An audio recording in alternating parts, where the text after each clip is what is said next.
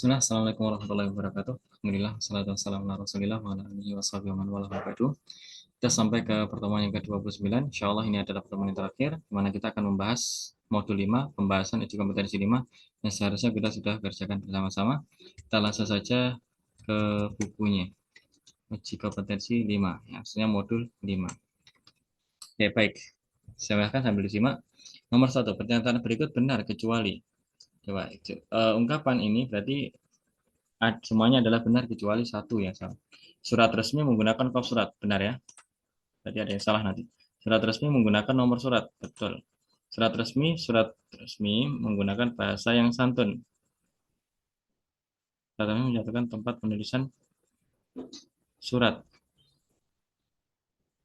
Bahasa santun, iya. Surat resmi mencantumkan tempat penulisan surat. Oh iya, kalau ini tidak ya. Untuk yang D, surat resmi tidak mencantumkan tempat penulisan surat. Coba kita cek. Terusnya sih ada semuanya nih kayaknya.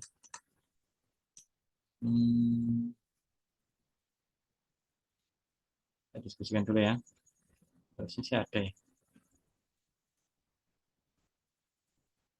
Oh tidak ya, ternyata. Oke baik. Ternyata tidak ada. Yang paling tepat adalah yang ya. Oke, tempat penulisan surat tidak perlu di surat resmi. Oke. Ya, inilah karena kita membaca, ternyata kita ketemu. Surat resmi mencantumkan tempat penulisan surat. Jadi ini yang tidak ada. Ya, maka ini yang betul adalah yang D. Berikut adalah bagian surat resmi yang tidak ada dalam surat lamaran pekerjaan. Surat lamaran pekerjaan itu surat pribadi ditujukan untuk resmi. Ya. Berikut adalah bagian surat resmi yang tidak ada dalam surat lamaran pekerjaan. Berarti kita harus cari contoh surat lamaran pekerjaan. Lamaran pekerjaan di sana berarti berkaitan dengan keinginan si seseorang untuk masuk ke dalam pekerjaan. Nah, kan belum pernah diajarkan, tapi kita punya kesempatan untuk mencari di internet. Maka silakan cari di internet harusnya. Nah, maka di surat lamaran pekerjaan, insya Allah kita tahu bahwasannya di sana ada nomor tanggal pembuatan suratnya ada. Ya. Adapun nomor surat tidak ada. Karena kita bukan dari lembaga, maka kita tidak bisa memunculkan nomor surat. Tanda tangan penulis surat ada. Ya. Perihal lampiran ada juga kadang-kadang. Lampirannya apa misalkan? Surat ini ya, surat melamar kerja. Terus biasanya lampirannya ada ijazah, ada apa misalkan akta kelahiran, ada kakak, kartu keluarga dan lain sebagainya. Ini adalah lampiran, ada ya. Adapun nomor surat tidak ada. Kalau di surat resmi ada, kalau surat lamaran kerja tidak ada. Oke, selanjutnya. Surat pribadi termasuk surat pribadi juga termasuk surat pribadi yang tidak resmi. Gimana? Coba kita pahami dari jawabannya. Surat kepada ayah, surat pribadi. Betul ya? Surat kepada sahabat, surat pribadi. Surat niaga, bukan pribadi. Baru surat kepada teman, baru pribadi. Berarti kecualinya yang C. Yang C ya, jelas ini. Cukup jelas. Surat niaga itu surat ini jual beli ya, jual beli. Nomor 4. Berikut yang termasuk surat pribadi resmi. Surat pribadi ternyata ada resmi, coba kita pahami.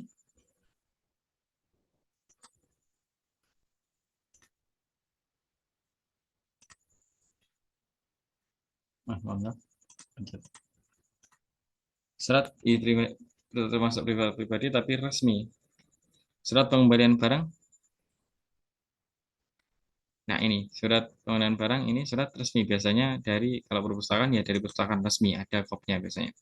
Surat kepada ibu ini bukan resmi, tidak ada kaitannya resmi ya ini. Surat permohonan izin tidak masuk sekolah tidak ada kop suratnya, ini juga tidak resmi juga. Surat niaga juga terkadang cuma nota dan notanya juga. Tapi ini juga bisa ya sebenarnya ya. Surat niaga kadang-kadang juga ada kop suratnya. Misalkan kita jual beli emas. Nah, ini biasanya ada di toko emasnya itu di nota itu ada surat niaga bahwasanya kita bertransaksi jual beli emas dan itu ada kop suratnya. Dan kadang-kadang ada juga lampiran-lampiran khusus nih kayak apa ini sertifikatnya Ya, dan lain sebagainya lah. Berarti A sama D bisa ini menjadi jawaban. Kemudian, nomor 5. Penulisan surat harus memperhatikan hal-hal berikut kecuali kalimat yang digunakan singkat dan jelas, betul ya? Menggunakan tanda baca yang baik dan benar, betul? Menggunakan singkatan-singkatan, ini salah ya. Menggunakan ejaan yang benar, berarti jawaban yang tepat adalah yang C, yang tidak sesuai. Jelas? Kemudian, nomor 6. Bacalah pembuka surat undangan berikut dengan cermat. Bagian tepat untuk melengkapi bagian yang rumpang tersebut adalah tanggal. Tanggal, saya sudah pelajari bahwasanya tanggal penulisannya seperti yang di Insya Allah sudah bisa dipahami nih. Tidak disingkat dengan angka-angka, bahkan Desembernya jadi dash, apalagi kasih koma, tidak perlu. Nomor 7. Kalimat yang tepat untuk melengkapi bagian yang rumpang. Bagian rumpang sudah kita jelaskan bahwasanya bagian yang rumpang adalah setelah tulisan acara ini. Maka di sini ada penutupan. Ya, ada penutupan. Yang mana yang paling tepat? Atas perhatiannya ini surat resmi ya. Surat resmi. Atas perhatiannya ini penggalannya surat resmi. Dan datangnya ini tidak umum. Demikian undangan ini, semoga saudara datang juga ini tepat. Atas kehadiran saudara kami ucapkan terima kasih. Ini mungkin yang paling tepat. Coba kita lihat. Nah, karena ini sifatnya undangan ya. Ya, kelihatannya acaranya ada tempatnya, berarti ini adalah undangan, maka atas kehadiran saudara kami ucapkan terima kasih. Nah, itu yang paling tepat kalau undangan. Nomor 8. Baca ilustrasi berikut ini. Isi surat resmi yang sesuai dengan ilustrasi. Ini berarti harus membaca. Pengurus PKBM Galuh Sehari akan mengadakan lomba menulis cerpen. Jadi mau mengadakan lomba menulis cerpen. Ketua pengurus PKBM mengundang pengurus PKBM untuk rapat pembentukan panitia. Rapat tersebut akan dilaksanakan pada hari Sabtu. Ya berarti ini adalah intinya undangan surat yang berkaitan dengan undangan pembentukan panitia. Ya, untuk rapat pembentukan panitia. Lalu tanggalnya sudah jelas, waktunya jelas, di mana di aula PKBM Galuh. Kita yang paling tepat. Saya mengharapkan kehadiran para pengurus PKBM Galuh Sari dan langkah yang dalam rapat yang akan dilaksanakan. Untuk acara kurang jelas ini ya, persiapan lomba ini harusnya pembentukan panitia. Udah jelas ini ya, sudah ada yang paling jelas.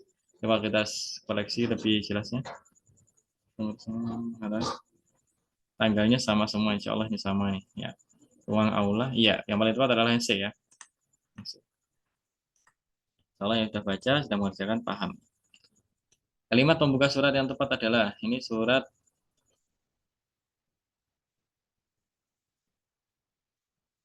resmi nih biasanya. Yang terhormat Bapak Dr. Isnandar. Kalimat pembuka.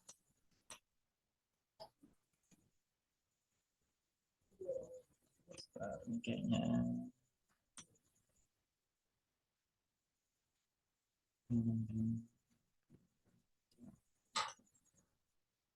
mengundang sebagai pembicara.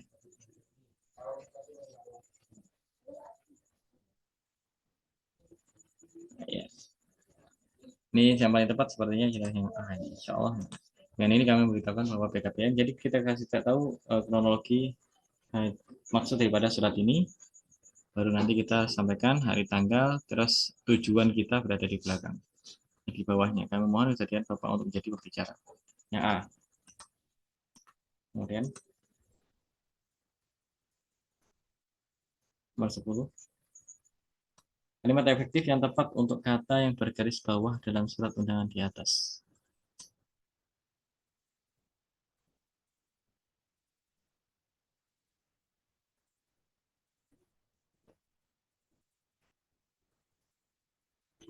Ya.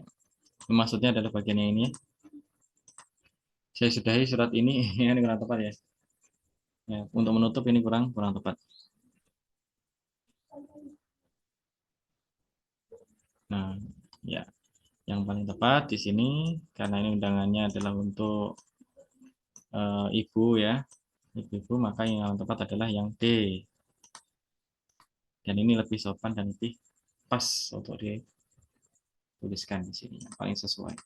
Ya, mungkin itu yang bisa kita sampaikan. Mohon maaf apabila ada yang kurang berkenan atau kurang tepat, silahkan ditanyakan. Apabila ada yang dirasa masih kurang paham, seperti biasanya hubungi kontak yang tersedia. Wallahu ta'ala alam, mungkin ide yang bisa disampaikan kita akhiri. Assalamualaikum warahmatullahi wabarakatuh.